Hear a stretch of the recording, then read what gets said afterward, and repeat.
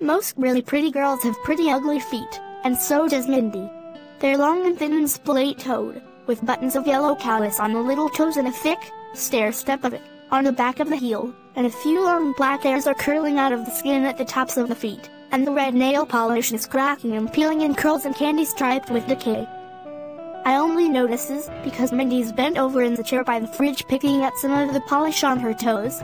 Her bathrobe's opening a little, so there's some cleavage visible and everything. 1981. She's got a lot more than I've got. The thick white towel wrapped around Mindy's wet-washed shampooed head is coming undone, and a wisp of dark shiny hair has slithered out of a crack in the folds and curled down all nearly past the side of Mindy's face and under her chin. It smells like Flex shampoo in the room. And pot.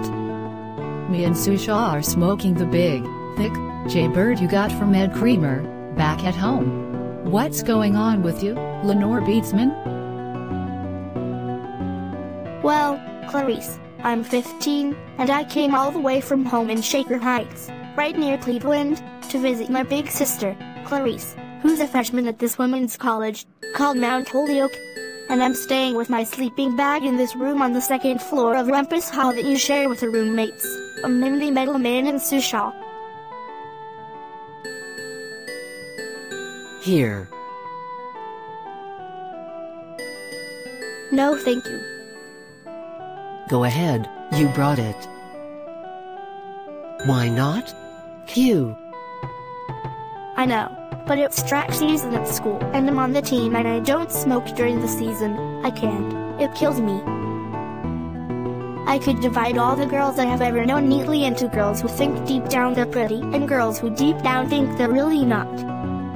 Girls who think they're pretty don't care much about their bathrobes being undone and are good at makeup and like to walk when people are watching, and they act different when there are boys around. And girls like me, who don't think they're too pretty, tend not to wear makeup, and run track, and wear black Converse sneakers, and keep their bathrobes pretty well fastened at all times. Mindy sure was pretty, though, except for her feet. Cat is God. God? How can Cat be God? Cat exists. That's offensive and completely blasphemous. Blasphemous? Blasphemous? She says. Blasphemous. Lucifimous. Bluisphemous. Boisterous. Boisteronahafshul. Bucephalus. Barney Rebel. Bobby Ogle. Bolshevik. Blasphemous.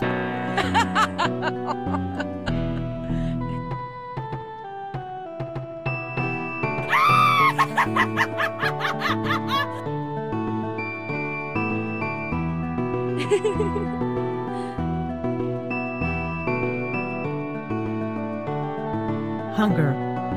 Massive, immense, uncontrollable, consuming, uncontrollable, hunger. This is so. We will wait, that is 1 hour, before eating anything whatsoeverly ever. No, we can't possibly do that. But do we shall. As per room discussions of not 1 week ago, when we explicitly agreed that we shall not gorge when utterly flat, lest we get fat and repulsive, like Mindy, over there, you poor midge. Fart blossom. A lady at all times, that metal man. Speaking of which, you might just maybe either fix your robe or get dressed or get up off your back in Lenore's stuff. I'm not really all up for giving you a gynecological exam, which is sort of what you're making us do, here, old lesbia of Thebes. Stuff and bother. Stuff and bother. Well. I love to dance. Anyone want to go downstairs with me? Speaking of which, you didn't by any chance happen to see Splits Toaster this morning? Nope. She was with Proctor. So? At 7 o'clock. Both in nighties, all sleepy and googly, coming out of her room, together. Holding hands. Now if anybody ever told me that Splits Toaster. I thought she was engaged to some guy. She's... Whoa. Who's Splits Toaster? Nancy Spitz-Toser, at dinner? The girl in the red v-neck, with the earrings that were really little fists? Oh, but what about her?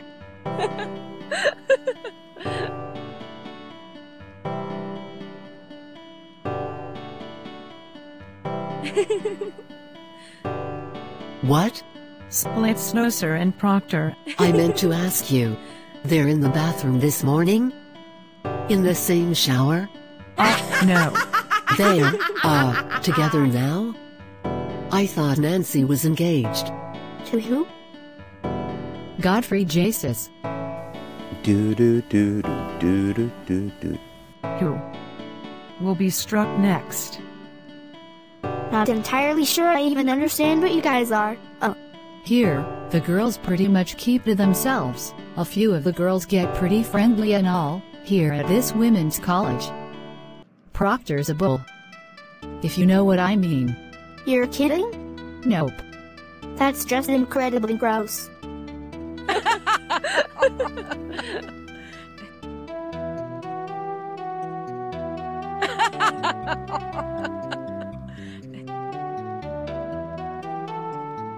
Just putting the needle back on Cat. Well, it's just part of life and everything. What people want to do is more or less their own. The thing is, I don't know if we should say, but Nancy Spitz-Toser sort of got assaulted right before Thanksgiving, on the path out by the Widget house, and I think she, Assaulted? well, raped, I guess, really. That poster. What? The really muscular guy, without a shirt on, making all his muscles from the back, his back all shiny and bulging every which way. It's old and ripped at the edges from tape.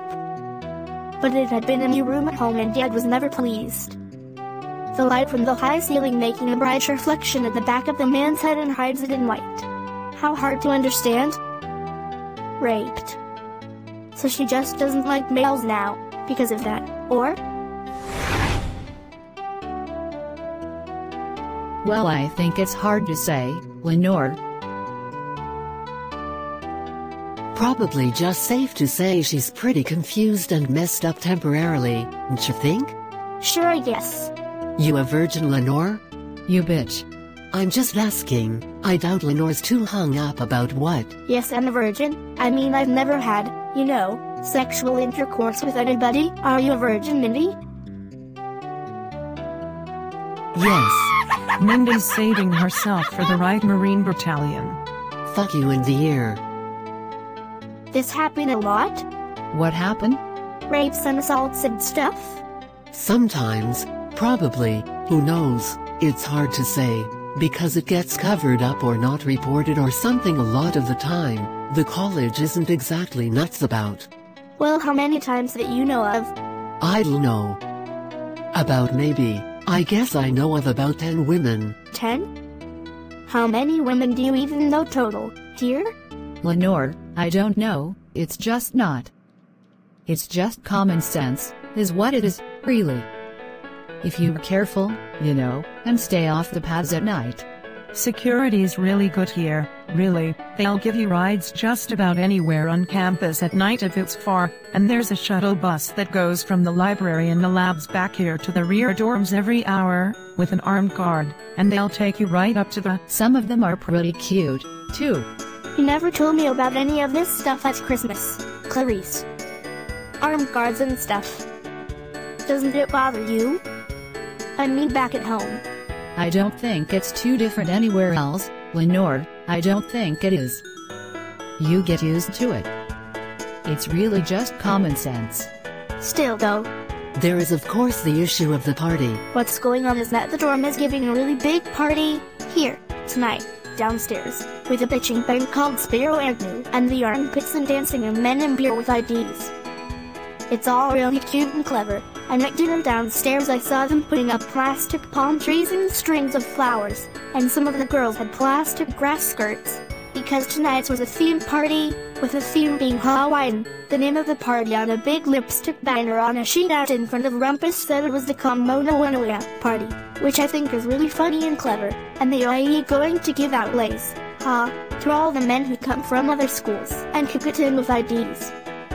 They had a whole room full of lays. I saw, after dinner. There is that. Thus, Not me, no my boy, never again, I said it and I meant it. Passe-moi. Passe-moi. the issue, however, the issue is the fact that there is food down in the dining room, spread under the laughing fingers of the plastic palms that we all helped buy. You're keeping it on repeat? This is true. And all we've got is just those far too scrumptious mashed potatoes in the fridge. The salty Play-Doh rumpus mashed potatoes was all we could steal at dinner, seeing as how the kitchen ran out of cookies, then the bread.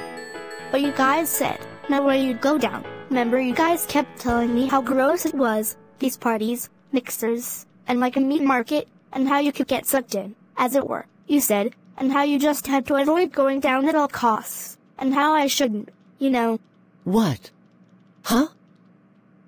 You guys want to go down. I love to dance. I have a killer new dress I got at Temple in East Corinth for just such a— She wants to go, Clarice, and she is our guest, and there is the Dorito factor, and if we stayed for like 6 quick minutes. So I see, the thing is Lenore, you just don't know. These things are so unbelievably tiresome, unpleasant. We went all first semester and you just really literally get nauseated, physically ill after a while. 99.9% of the men who come are just lizards, reptiles, and it's clear awfully fast that the whole thing is really just nothing more than a depressing ritual, a rite that we're expected by God knows who to act out, over and over. You can't even have conversations. It's really repulsive. She's right.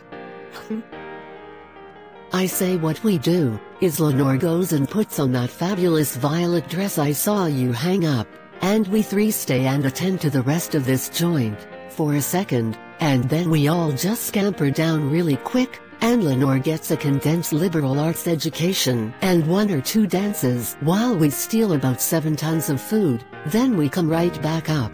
David Letterman's on in less than an hour. Not me. Well then you can stay here, nipplehead, we'll get over it, if one semi-bad experience is going to make you hide away like a— Stuff it, Sue. Fine, look, let's just do that. Lenore brushes her teeth in a tiny bathroom where a doll in a Metalman and shawl washes her face, dries it with a towel off the floor, puts Vicin in, finds some of that bright white-looking lipstick Mindy owns in an old Tampax box on the toilet, gets the lipstick out, knocks the Tampax box over, the compact falls in the toilet, and she has to fish it out. Her shirt's wet, the arm's soaked. She takes the shirt off and goes into Mindy's bedroom. Just what I needed. James Dean poster on the inside of the door, Richard Gere tool of course.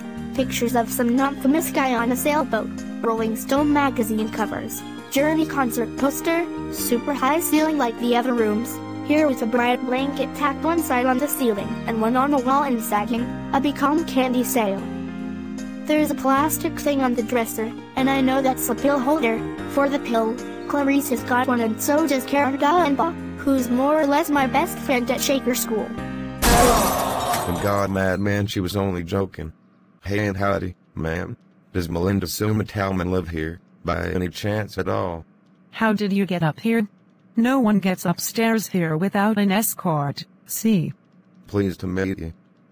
Andy Wang Dang Lang, my colleague, Biff Digrins. Oh. Yeah. Well, I'm just afraid your security personnel here are pretty trusting, 'cause when I told them I was Father Mustafa Metalman, Miss Metalman's second cousin and spiritual advisor, and then gave them some spiritual advice of their own, they just unbelievably nice room here. Biff, you ever see ceilings so high in the dorm? Wow. I'm Mindy Metalman.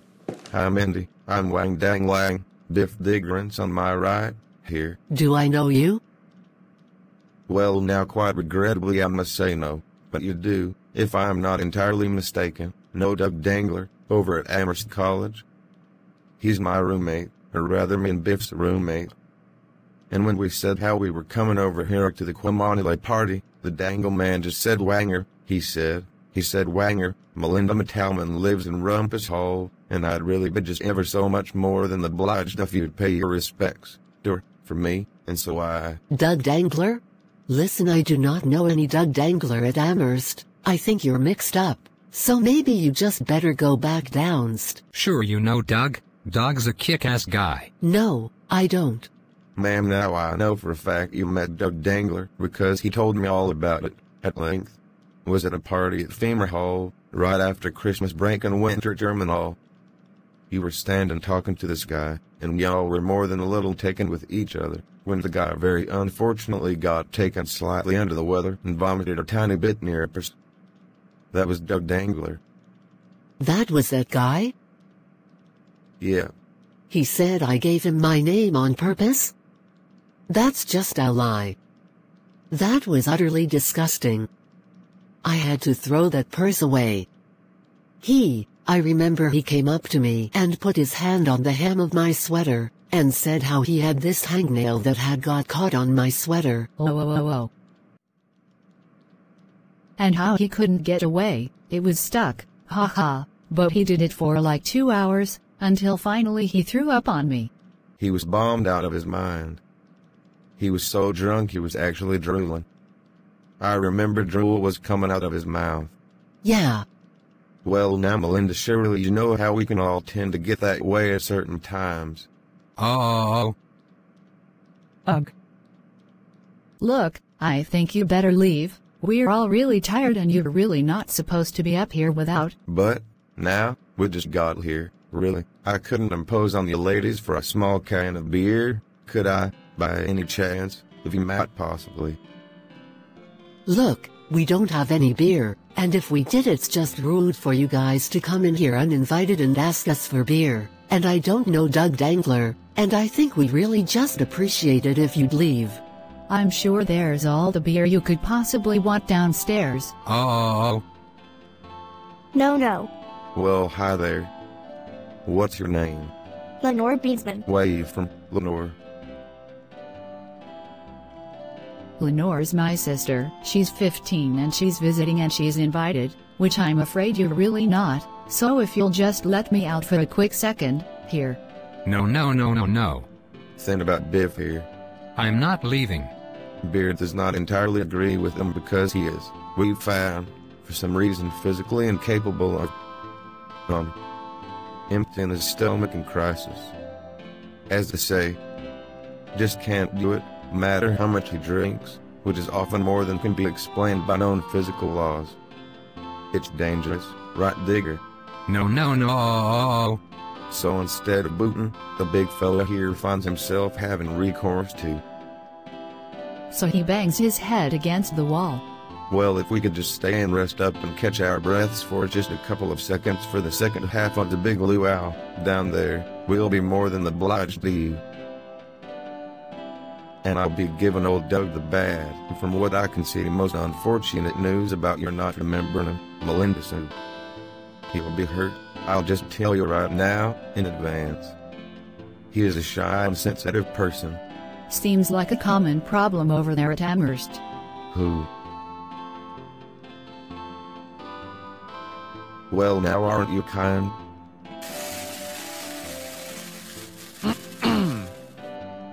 Who are you guys, anyway? I personally am Anne Sealander Wang Dang Lang, class of 83, from Nugget Bluff, Texas, residing now at 666 South 5 Fraternity, Amherst College, Massachusetts, USA. A sophomore. Affirmative. As is Bernard Wilmer Biff Digrins, of Shillington, Pennsylvania. We've actually, I'll tell you ladies in confidence, been sent out. What? We've actually been sent out for what could be termed our initiation. Oh shit. Initiation? Affirmative. The High Demiurge and Poobah of the Psi-Phi Fraternal Order of Brothers himself has sent us out on a burp here. A sort of quest, you might say. We find ourselves in search of personal decoration. Decoration? Autographs. Yeah. We need you girls to sign our asses. Sign your asses? That is unfortunately affirmative. We are required. Are you serious?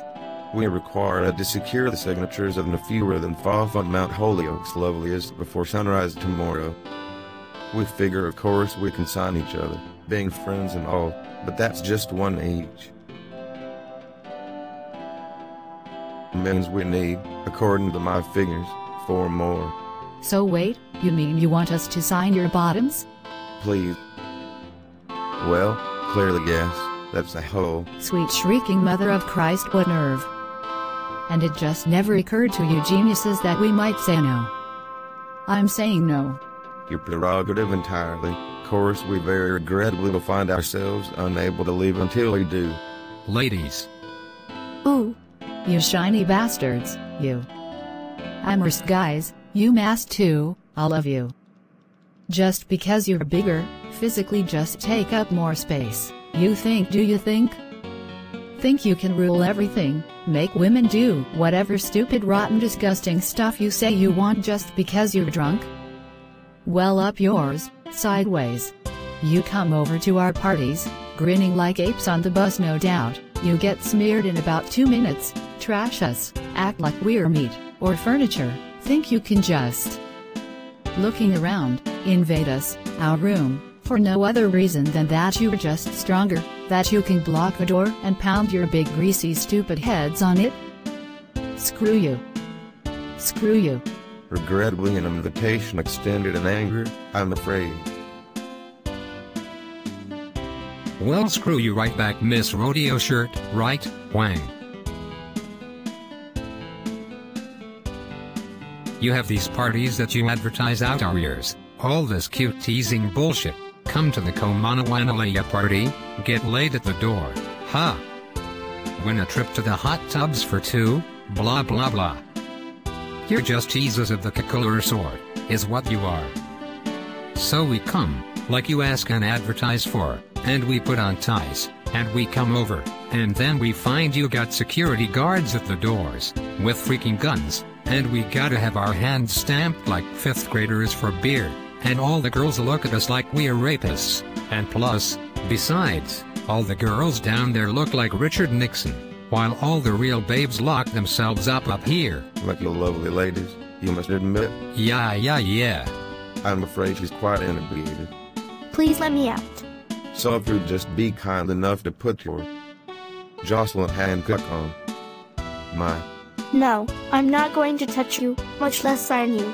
Well then we're real unfortunately not going to be able to leave. That's fortunately of very little concern to me because I'm not going to be here because I'm leaving. I'll sign. What? I want them out. I'll sign. What about you, Melinda? Sure, why not? You can sign the front if you want. This is disgusting. I'm leaving. Let me leave. Please, you're a coward. You have ugly feet. A Mindy Metal Man. Look at her feet. Andy, before you do anything rash.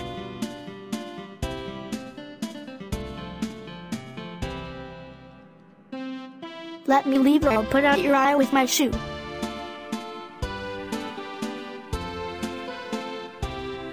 Let her out, she doesn't even go here, I'll sign too, you drips. Let me out. Lenore runs out into the tiled hall, away. Outside there will be air. Lenore wants out of Rumpus Hall very much, and gets out. Finally she does, but only after negotiating a hall door, a stair door, a hall door, and a front door, all locked tight from the inside. Out in the crusty March lawn, by the wash of the well-lit street, amid crowds of boys in blue blazers going up the walk, putting shirts in their mouths, she enjoys a brief nosebleed.